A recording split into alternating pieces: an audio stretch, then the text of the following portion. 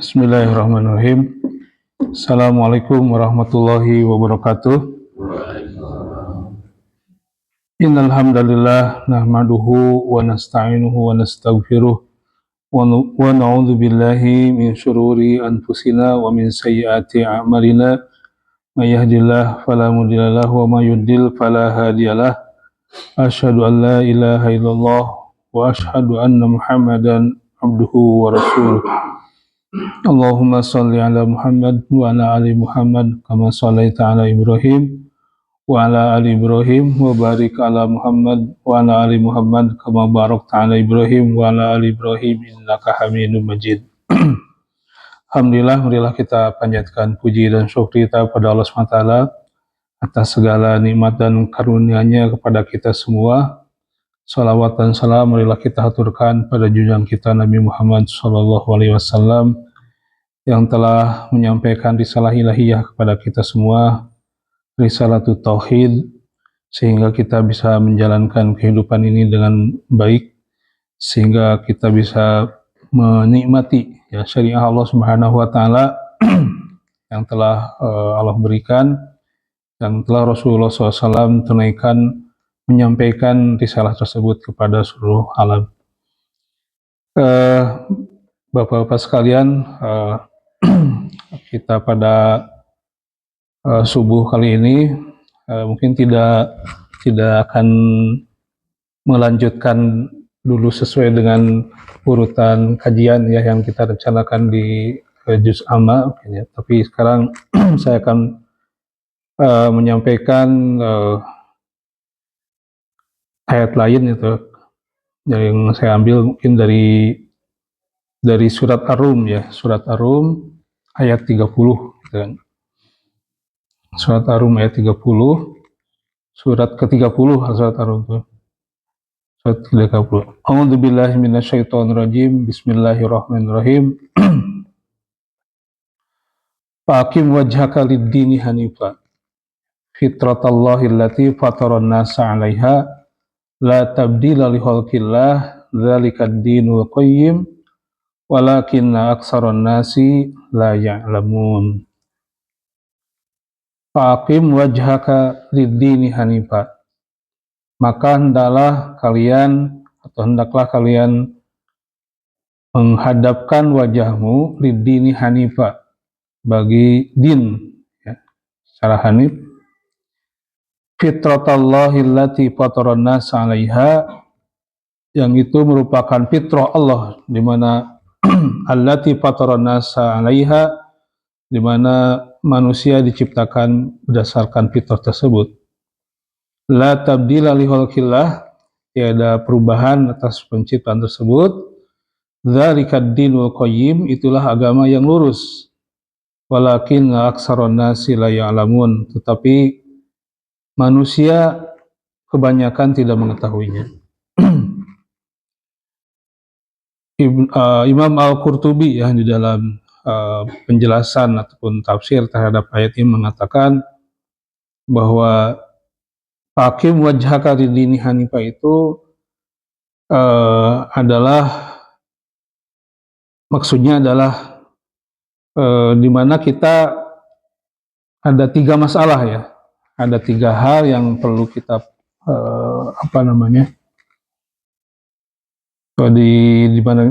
jadi catatan dari Ibnu Qayyim, di mana agama ini merupakan fitrah. Fitrah artinya hal yang sangat mendasar gitu kan, yang merupakan keaslian ya, keaslian daripada kehidupan ini ya. Diambil daripada Ad-Dazzaz ya, yang mengatakan jadi li'anna ma'na faqim wajhaka lid-dini, ini karena manusia harus tunduk dan patuh terhadap agama ini. Kenapa? Karena merupakan fitrah. Fitrah itu apa? Itu keaslian. Kalau secara bahasa fitrah itu mungkin bisa dikatakan penciptaan ya, pengadaan, di mana manusia itu diciptakan berdasarkan fitrah tersebut. Jadi pakim wajah kalidini hanifa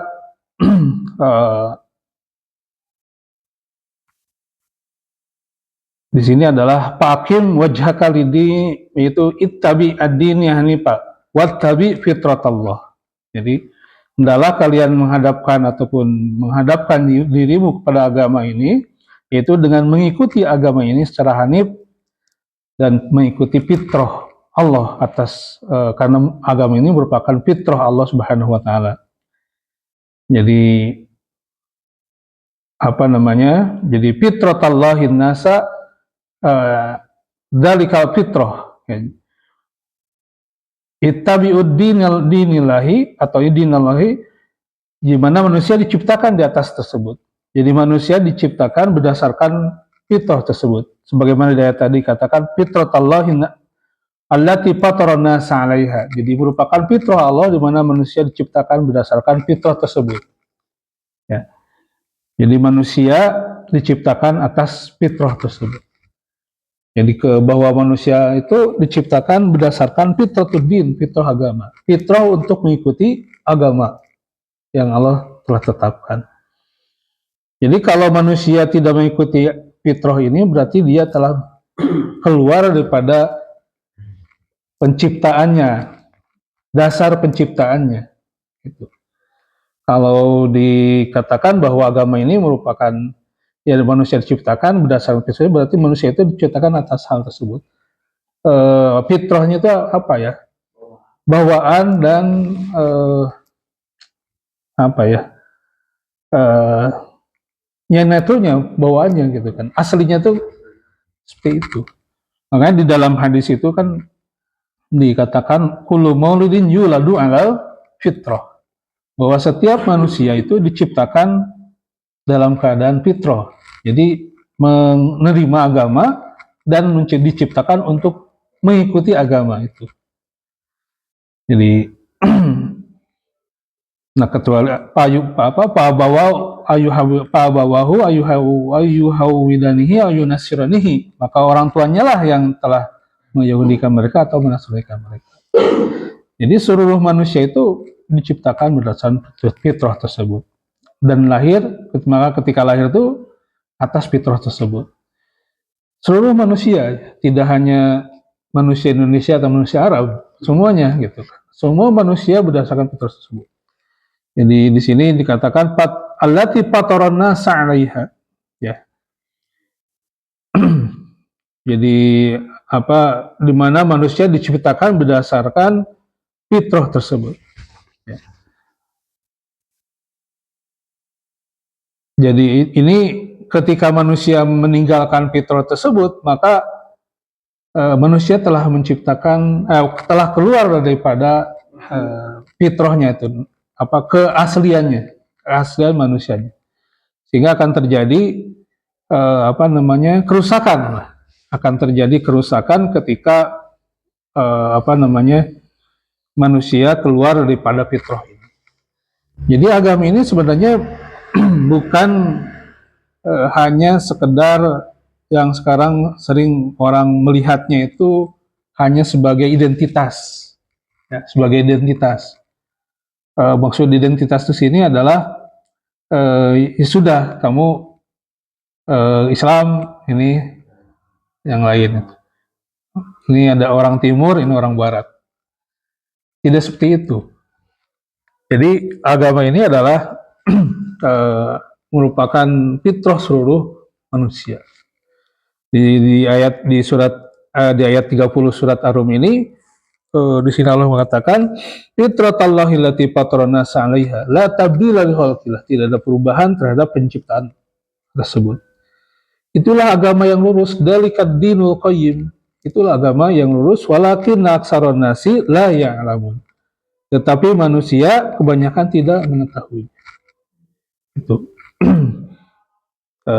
Dan ini kalau kita lihat di dalam apa namanya kepada keseluruhan ya, para nabi dan rasul ya, itu diutus untuk menjaga ini, menjaga fitrah ini. Itu manusia untuk senantiasa beribadah kepada Allah Subhanahu wa taala. Jadi seluruh nabi dan rasul itu diutus untuk ini. Ya kita tidak ada yang selain itu. Jadi menjaga fitrah ini, ya, menjaga agama ini.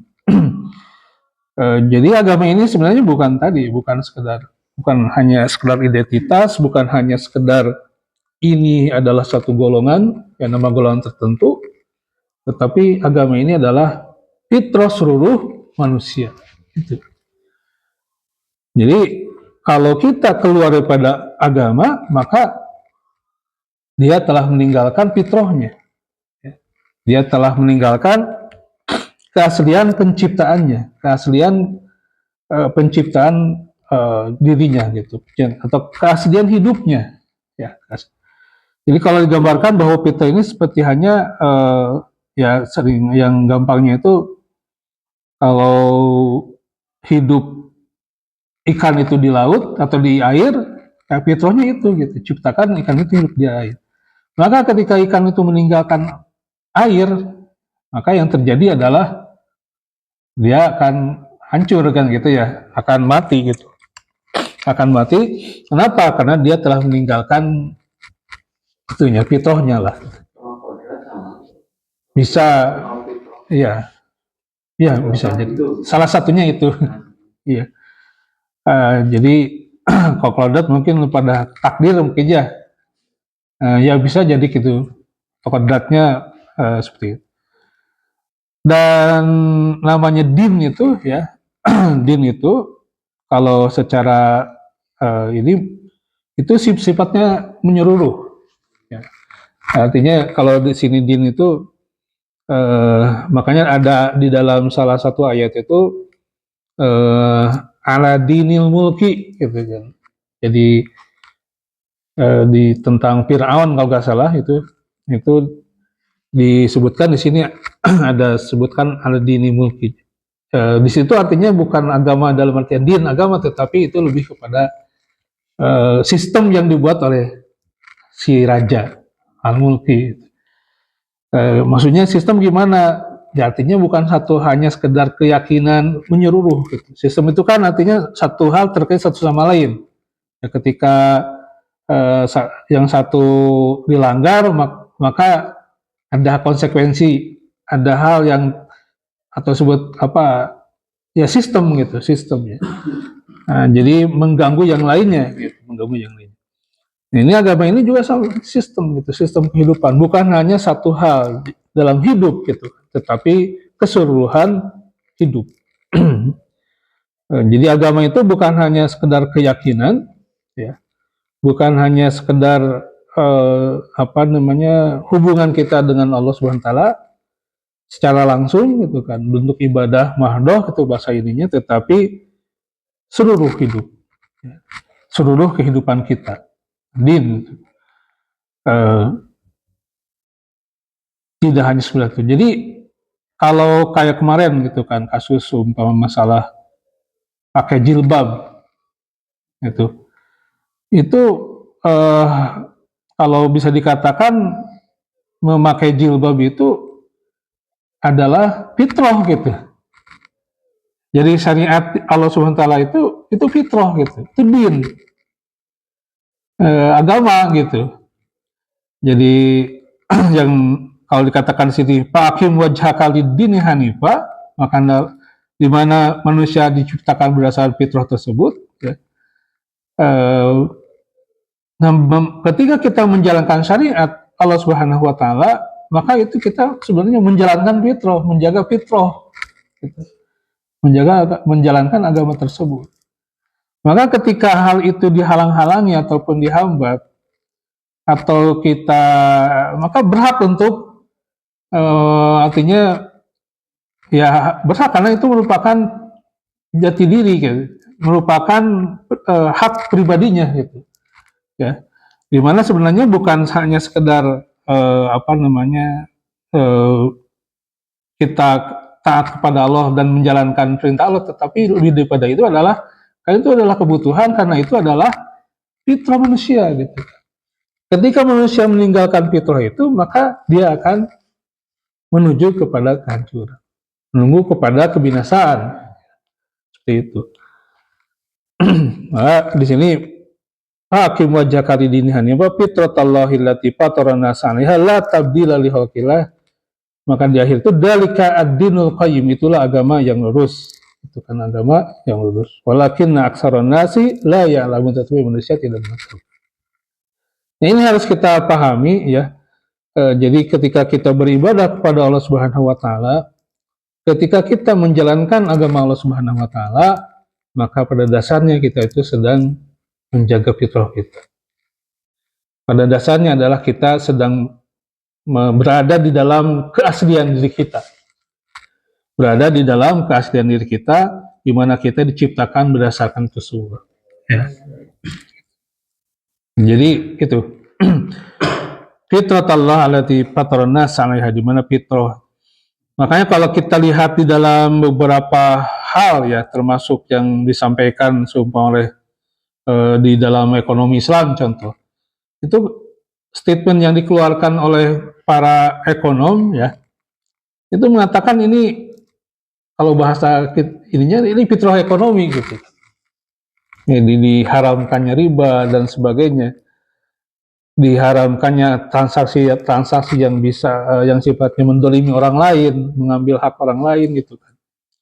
Itu fitrah dalam ekonomi. Gitu. Diakui ya semua gitu. Termasuk yang mengembangkan sistem riba ya, bunga, mengakui bahwa bunga itu racun gitu, bunga itu racun dalam ekonomi dan bisa membunuh. Ya, saya sampaikan beberapa kali di sini juga beberapa pengalaman gitu ya, pengalaman interaksi dengan non Muslim gitu kan, yang mereka lebih memilih untuk bertransaksi dengan yang berdasarkan sistem syariah daripada yang lain itu, karena kata mereka ini merupakan hal yang asli gitu kan, hal yang sebenarnya lebih fair kata mereka. Salah satunya itu lebih fair dalam transaksi. Jadi kalau kita lihat di dalam syariat juga sama gitu kan, bahwa tadi din itu adalah tidak hanya sekedar aspek keyakinan, aspek ritual saja, tetapi din itu adalah sistem.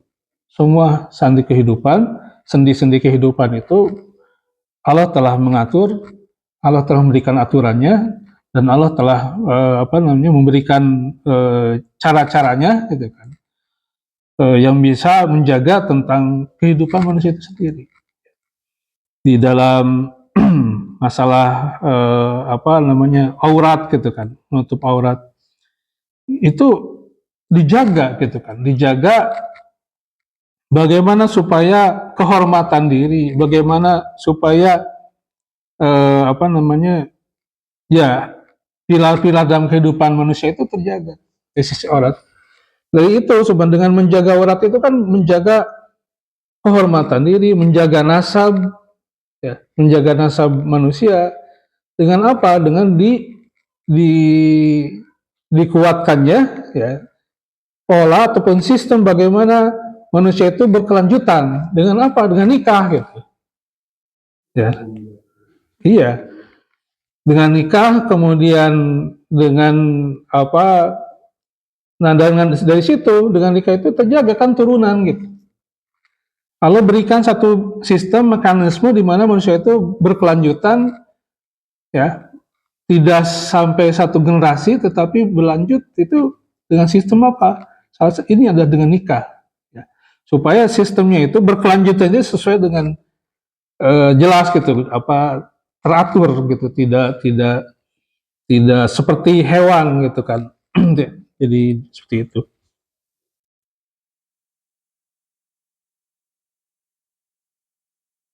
Jadi termasuk menjaga dari hal-hal yang bisa merusaknya. Gitu kan. Dijaga tentang bagaimana Allah Subhanahu wa taala mengatur kehidupan dari mulai menutup aurat, laki-laki memandangkan pandangan ya. Godul basor gitu kan, menjaga pandangannya, wanita ditutup auratnya gitu kan. Jadi dijaga dua sisinya. Kemudian larangan akan bagaimana kita untuk menjauhi zina. Ya, menjauhi zina karena ya ketika terjadi perjinahan lalu di situ ini maka itu kan anak ini bagaimana gitu kan, tidak dengan di zaman jahiliyah itu ada apa ya, kejadian-kejadian di mana seorang ibu itu untuk menentukan ini anak siapa itu tinggal ngundi we. Karena itu jelas gitu, bapakna saha, anak saha gitu ya. Kalau dalam pelajaran waris itu kan benar ya, salah satu syarat irsu itu apa? Nikah kan. Jelas gitu kan ahli warisnya. Jadi kalau di luar itu ya tidak masuk ke dalam. Jadi dengan satu aspek itu mencakup semuanya gitu kan, tentang turunannya, tentang dari situ hak dan kewajiban, kaitan dengan nanti waris ya, harta dan semua gitu.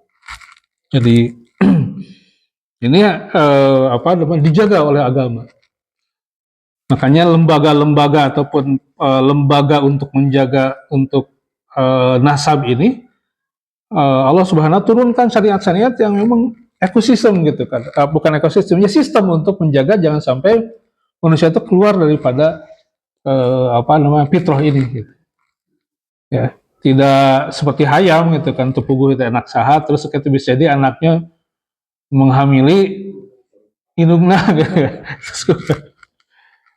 Dijaga jangan sampai kenapa seumpama ada mahram gitu kan, ada yang boleh, ada yang tidak boleh dinikahi, ada yang boleh dinikahi gitu. Nah, ini dijaga. Kenapa? Karena ya kalau kita lihat hikmahnya itu ternyata di situ ada secara biologis kan, ketika satu turunan gitu ya, itu bisa jadi menimbulkan penyakit dan sebagainya gitu ya. Jadi selain turun ke bawah itu meluas gitu kan, kita tuh tidak tidak jadi kalau terjadi incest ya, wah incest ya, yang menikah dengan keluarganya sendiri tuh, incest ya, itu ternyata selain akan merupakan penyakit-penyakit, kemudian ya akhirnya akan memutus turunan itu sendiri gitu kan, karena penyakit, kemudian dari sisi kualitas dirinya, akalnya dan sebagainya itu akan menurun. Jadi aneh gitu kan.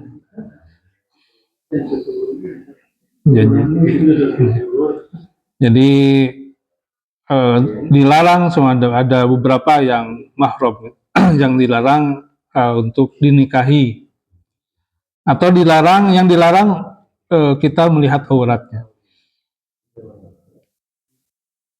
Kalau dengan sepupu boleh ya sepupu, tapi ya itu boleh tuh, anak bibi, anak emang, anak ua, jadi boleh dinikahkan. Ini kadang di kita juga suka ini ada keluarga kapi adi gitu, kapi anak mang, itu harus dijaga tuh auratnya karena itu masuk ke dalam apa namanya, bukan mahram ya, jadi boleh untuk dinikahi.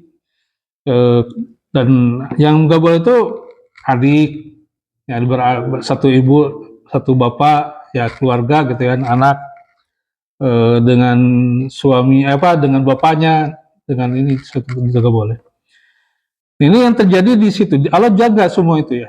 Allah jaga jangan sampai manusia itu hancur. Ini dari kalau sisi tentang tadi. Allah atur semua syariatnya gitu. Dari mulai tadi ya, kita dijaga untuk bagaimana untuk menjaga jangan sampai terjadi perzinahan, adanya syariat untuk adanya nikah gitu kan. Nah, itu tentang nasab contoh, satu aspek saja gitu kan. Itu dijaga ya. Jangan sampai terjadi penghancuran di bidang itu. Jangan sampai manusia itu masuk ke dalam kecelakaan, masuk ke dalam, keluar daripada fitrahnya. Kalau jaga. Masuk lagi menutup aurat. Menutup aurat itu salah satu penjagaan yang Allah berikan. Kalau kita lihat ayat-ayat tentang hijab itu kan kalau dan kita lihat latar belakang yang terjadi di saat di Arab ataupun di Mekah saat itu, ataupun di daerah yang saat itu kondisi manusia itu apa ya, sangat mengkhawatirkan gitu kan. Sangat mengkhawatirkan. Karena kenapa? Eh, apa namanya? Karena mereka telah jauh gitu kan. Mereka telah keluar daripada syariat, daripada agama yang telah Allah berikan kepada nabi-nabi sebelumnya. Tidak terjaga gitu kan. Makanya disyariatkan untuk apa namanya? Adanya nutup aurat.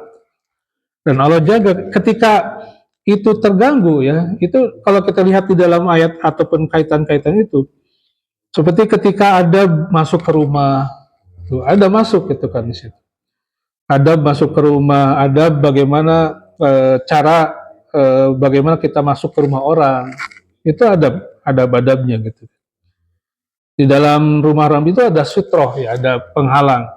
Dimana kalau orang masuk ke rumah Nabi itu tidak langsung melihat ke area-area di mana keluarga Nabi atau istri Nabi ada. Seperti itu. Iya, ada sutro. Terus ada di dalam ketika masuk rumah juga kita teh jangan langsung berhadapan kalau dibuka pintu teh langsung plong gitu. Gitu. Gitu.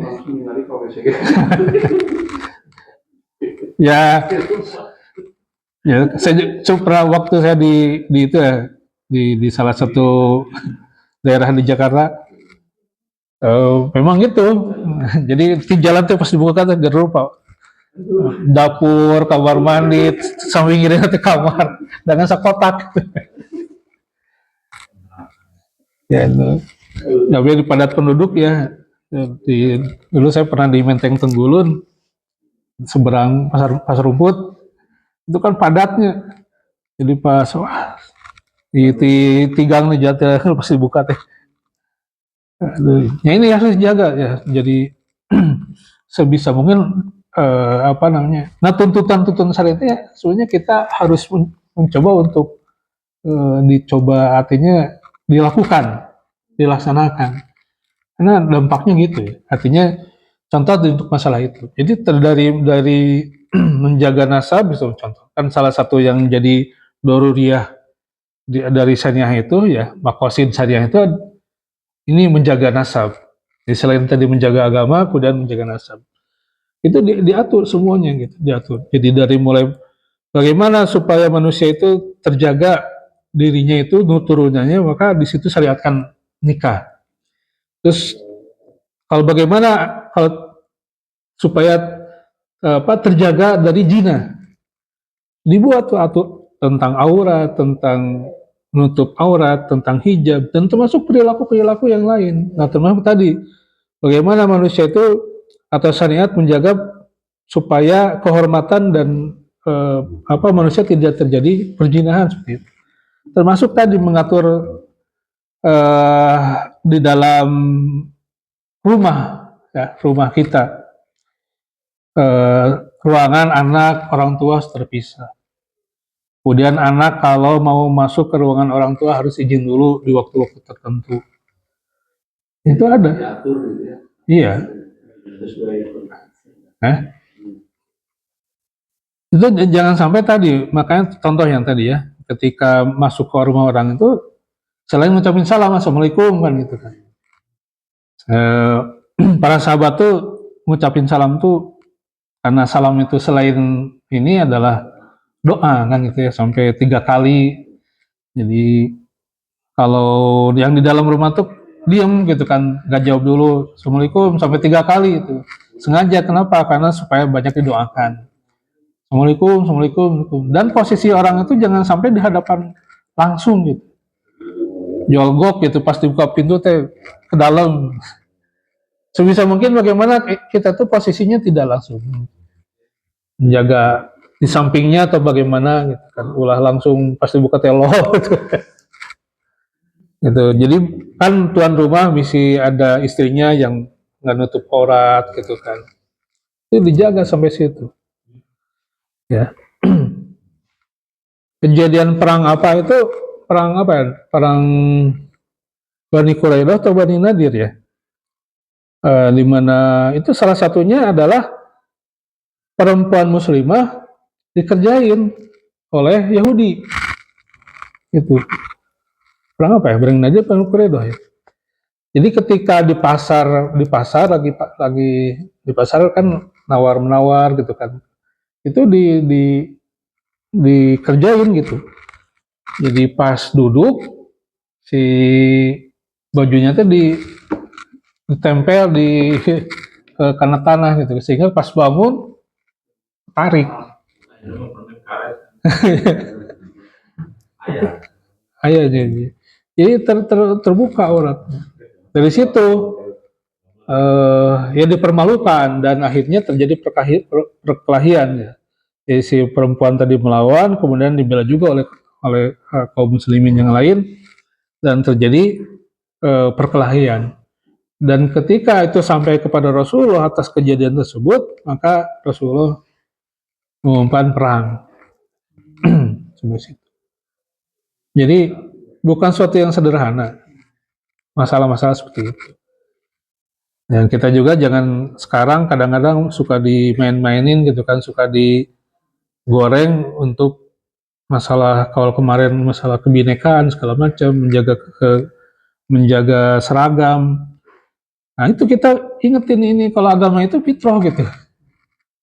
Nah itu jadi bagian dari fitrah, jangan sampai bukan masalah budaya hanya sekedar gitu, karena sekedar budaya hanya sekedar identitas, bukan hanya sekedar identitas satu golongan, bukan hanya sekedar itu gitu, tetapi lebih pada itu adalah keyakinan dan makosid ataupun inti ataupun di belakangnya itu adalah pada dasarnya menjaga fitrah manusia itu sendiri, gitu. Menjaga fitrah manusia itu sendiri. Jadi ya kita dengan masalah ini dengan masalah aurat perempuan gitu, itu masalahnya bisa kemana-mana, masalahnya bisa kemana-mana. Jadi kita tuh hari masalah tentang perempuan tuh ya kadang-kadang kan menjadi satu yang eksploratif. Jadi ketika auratnya dilihat itu kan menimbulkan hasrat kan. Kemudian dari situ menimbulkan tindakan. Terjadilah pelecehan dan sebagainya. Kemudian ketika dijaga, wah itu membatasi masalah passion dan sebagainya. Nah itu kan ongkoh kita melawan pelecehan seksual, tetapi kita sisi lain tidak menjaga yang bagaimana supaya menjaga preventif supaya tidak terjadi pelecehan seksual. Tahun berapa ya waktu ada teman saya di terminal gitu kan, ada ibu-ibu merasa dilecehkan lah gitu kan. Tapi pakaian ibunya sendiri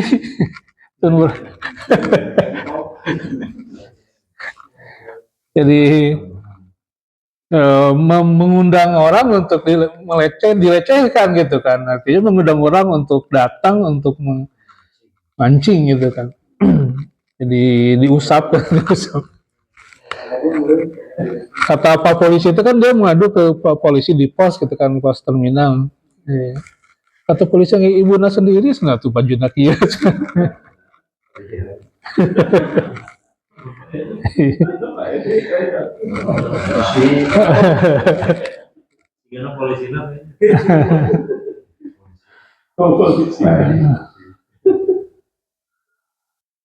Jadi itu ya, din itu tadi ya, agama itu menjaga fitrah manusia dan Allah jaga fitrah itu. Dan namanya din itu tadi semua kalau secara umum ya, ataupun ada 5 ya, kalau kita lihat di dalam maqasid yang disebut dengan maqasidus syariah gitu kan. Imam As-Satibi ya, dalam Al-Muwafaqat menyimpulkan lah, dan ini juga sebenarnya ada kalau dikumpulkan sama lah para ulama itu, dari keseluruhan syariah itu sebenarnya ada daruriyatul khamsah, ada 5 hal yang memang dijaga oleh syariat gitu. Itu ad-din itu sendiri, agama, yaitu fitrah, bagaimana manusia beribadah kepada Allah ya, untuk melaksanakan ibadah dijaga tuh, bagaimana supaya hubungan manusia dengan Allah dari aspek bagaimana dia perlu pada Allah gitu kan, ketika dalam menghadapi kehidupannya, itu dijaga, menjaga hifdzuddin ya, pertama itu. Jadi menjaga agama. Nah, Allah berikan syariat bagaimana melaksanakan ibadah kepada Allah Subhanahu wa taala. Nah, ibadah sholatnya, kemudian dan lain sebagainya. Sodako, haji, itu dijaga ya. Hubungan-hubungan kita dengan Allah, ibadah-ibadah kita dengan Allah Subhanahu wa taala. Ini hal-hal seperti ini juga sama gitu kan. Sholat pas waktu sholat gitu kan, ketika kita punya otoritas ya harus difasilitasi ya. Kejadian-kejadian seumpama di dunia kerja ya, di mana si aturannya itu tidak mengakomodir ataupun tidak memfasilitasi untuk karyawannya untuk beribadah kepada Allah SWT ya, itu harus ini. Makanya di dalam ketenaga kerjaan gitu kan, itu masuk ke dalam itu. Jadi harus adanya fasilitas ibadah ya.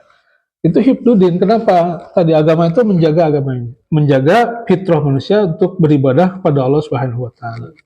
Gitu. Nah, ketika ada pemaksaan-pemaksaan untuk keluar daripada itu, maka berhak untuk melawan. Ya, berhak untuk bagaimana kita bisa menjalankan itu. Jadi, nah ini kita juga dalam hal secara umum ya. Tadi ketika fasilitas umum, kemudian kehidupan ketika manusia itu sendiri melaksanakan kehidupannya. Untuk hifdzuddin ini, menjaga agama ini dalam artian kita untuk melaksanakan ibadah pada Allah ya, ketika ada di dalam satu urusan umum maka pasti harus difasilitasi gitu. Jangan sampai orang susah untuk beribadah ya. Nah, kalau ada seumpama otoritas yang menghalang-halangi ataupun bahkan melarang, nah itu mesti ya, kita sebagai manusia ya itu harus memberontak gitu kan, harus. Nah, kemerdekaan itu seperti itu ya, kemerdekaan. Jadi kalau di dalam Pancasila itu ketuhanan yang Maha Esa, nah itu bagian daripada itu, menjaga fitrah lah. Mudah-mudahan diterjemahkan itu dalam menjaga agama, salah satunya ya, salah satunya. Jadi kita tuh kemerdekaan itu salah satunya ada merdeka kita untuk beribadah kepada Allah Subhanahu wa taala. Merdeka untuk beribadah kepada Allah Subhanahu wa taala. Jangan sampai ibadah kita, nah sholat kita dilarang gitu. Nah, kadang-kadang si orang-orang ataupun yang tidak nikah dengan ibadah dengan agama itu melarang, enggak. Cuma dibuat program untuk lalai gitu. Kalau zaman dulu mah pas adzan dibuat acara-acara yang menarik gitu kan, pas sholat ya. Pas maghrib, pas apa gitu kan, harusnya sholat malah yang lain. Gitu. Nah, kemudian maqasid syariah itu adalah tadi ya, agama. Nah, ini jaga. Jadi orang ketika mau ibadah ya jangan dilarang-larang. Karena itu fitrahnya. Dan kita sendiri sama harus menjaga secara pribadi gitu kan. Menjaga secara pribadi, jangan sampai lalai. Allah Subhanahu wa taala dalam hal ini banyak ya. Jadi ketika kita lalai dalam sholat, ketika lalai dalam ibadah, ada ancaman-ancaman. Ancaman-ancaman jangan sampai ditinggalkan. Hifdzuddin ya, menjaga agama. Hal-hal yang merusak juga kita harus jaga. Jangan sampai agama ini ataupun ibadah kita kepada Allah SWT itu jangan sampai rusak. Ya, jangan sampai rusak. Kemudian agama juga menjaga tadi ya, an-nasal, ya turunan, ya dijaga. Kemudian an-nafsu, jiwa. Agama itu menjaga jiwa kita.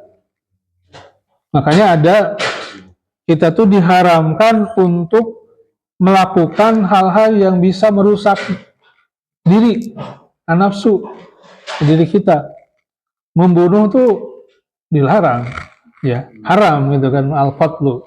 Termasuk membunuh diri. Iya. Jadi kalau orang tuh kan ada membunuh orang lain, ada juga membunuh dirinya. Bunuh diri kan, membunuh dirinya kan. Dia dihukumi sebagai pembunuh. Iya, membunuh dirinya gitu. Itu diri sendiri. Itu gak boleh gitu kan, dijaga. Tidak boleh. Nah, kan ada kisos itu sebenarnya ya. Dalam rangka itu menjaga jiwa, menjaga diri, kisos itu. Jadi kalau menurut orang katanya diterjemahkan, digambarkan sebagai sesuatu yang sadis, ya padahal sebenarnya itu menjaga. Jadi di dalam ayat itu bahwa dengan menjaga jiwa itu diharamkannya membunuh itu pakaan nama qatalana sajami'a gitu kan. Jadi seolah-olah membunuh manusia seluruhnya gitu. Jadi diharamkan membunuh itu seperti itu. Kenapa? Karena jiwa itu dijaga oleh syariat. Itu hikmahnya.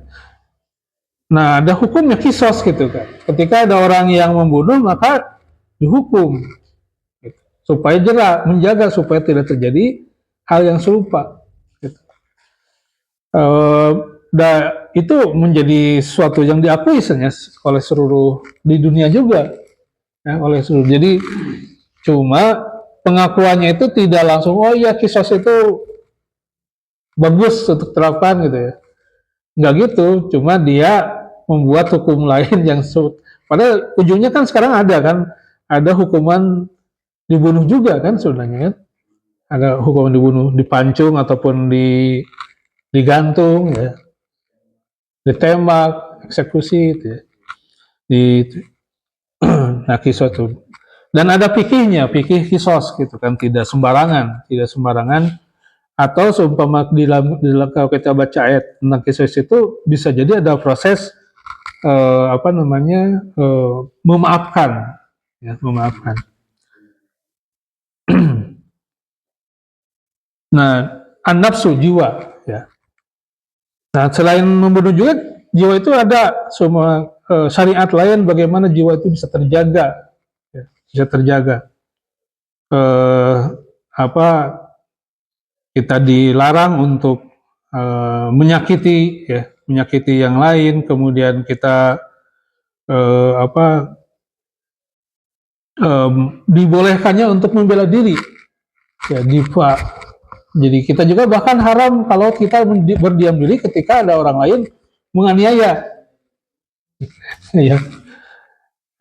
Jadi kalau kita dianiaya orang gitu kan, kemudian kita terancam diri kita terancam gitu kan, bisa jadi korban, yang ngelawan gitu, lawan. Dan kalau seandainya dengan melawan itu kita ternyata tetap terbunuh lah gitu kan, yes, itu dikatakan syahid juga gitu kan, membunuh. Tapi tidak syahid sebagaimana syahid di dalam perang, ya, tetap nanti diperlakukannya seperti mayit yang lain, dimandikan, disolatkan dan sebagainya. Jadi menjaga diri, difa'un nafsi gitu. Kalau ada orang yang tadi ya mencoba untuk menyakiti kita, maka kita berhak untuk melawan. Jangan diam. Ini. Nah, kecuali dalam hal perang, artinya tadi membunuh orang, tapi kalau dalam perang itu urusannya lain lagi. Justru kita untuk membunuh orang yang memerangi. Dan makanya di dalam perang juga ada aturannya sendiri. Ketika orang itu sudah menyerah, ya, kita ampun-ampunan jadi tawanan gitu kan. Atau di dalam kita dapatkan satu kejadian di dalam peperangan zaman Rasul itu ada musuh ketika sudah terdesak dia ngucapin syahadat gitu. Nah itu oleh sahabat itu ditebas juga gitu kan, oleh Rasul ditegur. Kenapa kamu membunuhnya gitu kan, padahal dia telah mengucapkan syahadat gitu kan, telah menyatakan masuk Islam. Nah itu kata sahabat itu kan dia pura-pura. Dari mana kamu tahu dia pura-pura gitu kan? Ditegur. Gitu. Jadi di dalam perang juga sama ada aturannya. Kemudian di dalam perang juga mungkin ini tapi ini sifatnya moral ya. Dalam membunuh juga ya dalam rangka karena dia sebagai orang yang musuh Islam dan dia akan membunuh kita gitu kan. Nah ketika berdasarkan hawa nafsu ya karena dengki ataupun karena balas dendam, maka itu bahkan ada kejadian sahabat itu ketika mau menebas musuh, si musuhnya itu ngiduhan gitu, sehingga muncul wah amek gitu, ini berhenti dulu gitu, berhenti dulu, tidak itu. Begitu indahnya gitu kan, bagaimana Allah Subhanahu Wa Taala menjaga jiwa itu. Kemudian tadi nasal ya, turunan dijaga, ya. Dijaga dengan syariat nikah. Ya. Kemudian al-malu, nah salah satu yang menjadi yang dijaga oleh syariat itu adalah harta, ya harta. Kita gak boleh harta itu pertama dalam proses mendapatkannya, ya kita tidak boleh mendapatkan secara haram. Ya. Wala taqulu amwalakum bainakum bil batil, itu salah satunya ya. Jangan kalian makan harta kalian dengan cara yang batil. Batil itu apa? Itu salah satunya bentuk pendoliman pada orang lain. Apa pendoliman orang lain itu? Seperti kamari motopipin, curang dalam timbangan, ya. Kemudian adanya penipuan, adanya hal-hal yang bisa merugikan gitu kan secara tidak benar gitu. Itu dilarang. Jadi ngurangin timbangan dilarang, mencuri dilarang, kemudian riba dilarang. Kenapa riba dilarang? Karena tadi dia mengambil hak orang dari harta dari orang lain, tapi tidak dengan proses gitu. Tidak, itu dilarang. Jadi al-mal, jadi harta dilarang. Kemudian dijaga dari sisi kita ketika kita menjaganya. Ketika kita memiliki satu harta, ya, kita sudah memiliki satu aset, satu harta, maka kita menjaganya gitu kan. Yang kita ketika menjaga harta juga sama ya. Ketika kita mendapatkan bahkan ketika meninggal mati dalam menjaga nafsahu malahu ya, menjaga harta itu saya juga. Ya. Jadi pencuri ada hukumannya. Kemudian kalau tadi ya etika dan termasuk tadi menjaga termasuk harta di rumah. Ya, ada maling itu kita berhak untuk membacok gitu ataupun ya batu orang noong itu kita nyolok tuh tenanawan. Iya. Iya, iya. Noong. Iya. Jadi kalau ada orang tuang tong diketok gitu teh. Iya. Kan noong itu kan di dalam itu kan termasuk tadi ya, bisa jadi ada aurat, bisa jadi kita mungkin kalau niatnya mencuri itu ada harta kita dijaga gitu. Iya. Jadi itu juga sama dalam perbincangan itu kalau seandainya menjaga itu membahayakan. Jadi kita kan ada jiwa juga yang harus dijaga kan. Ada harta, ada jiwa. Kalau diperkirakan semua dengan menjaga harta jiwa kita terancam, ya bagaimana cara menjaganya supaya jiwa kita terancam? Teriak maling atau apa gitu, telepon keamanan, ya. Jadi kita masuk pada copet gitu kan, copet. Ya kalau kita bukan copet ya, makanya ada kasus satpam yang ditangkap waktu itu ya. Di mana di Nusa Tenggara di mana tahun kemarin ada kejadian satpam atau apa ya? ditangkap, dimasukin ke penjara gara-gara menangkap atau menganiaya maling. Ada kasus kemarin kan, 2 tahun yang lalu, 1 tahun yang lalu. Itu dimasukkan ke dalam penjara. Kenapa? Karena dia membunuh maling. Nah, akhirnya dikeluarkan. Tindakan yang dia lakukan itu dalam rangka menjaga harta. Ya, memang bukan harta dia, tetapi yang diamanahkan kepada dia untuk dijaga, tugas. Ya. Jadi kita harus berani untuk menjaga harta. Ya. Jadi copet apa, ya kecuali diikhlaskan. Ketika mau copet, baru mau copet.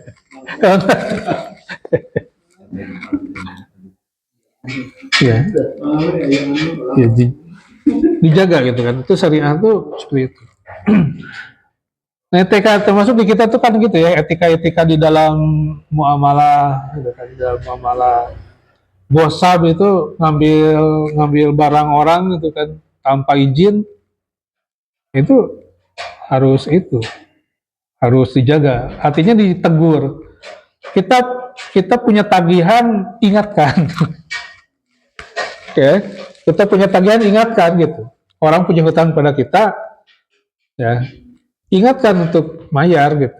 Kalau seumpama ya masalah seumpama dia belum mampu untuk kembaliin, ya kasih waktu.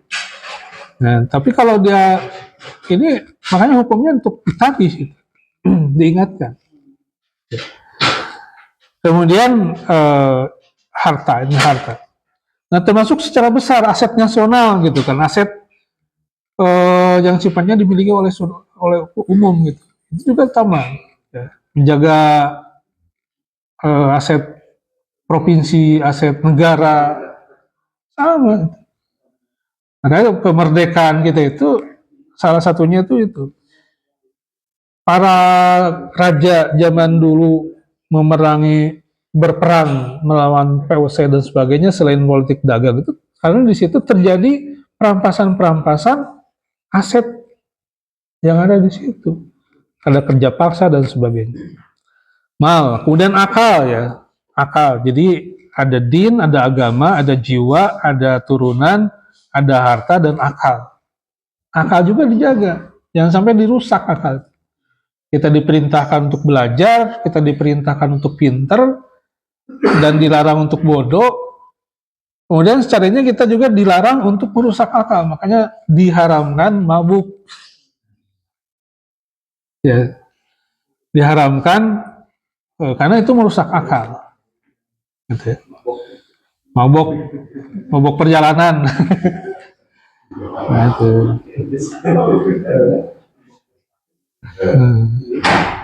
Dijaga gitu kan, dijaga.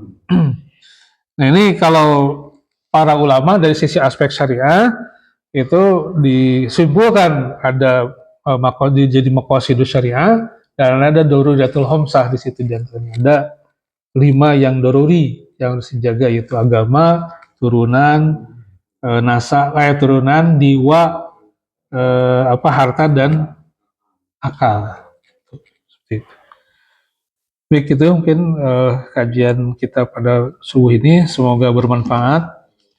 Lebih kurangnya mohon maaf. Billahi taufiq wal hidayah. Assalamualaikum warahmatullahi wabarakatuh. Waalaikumsalam.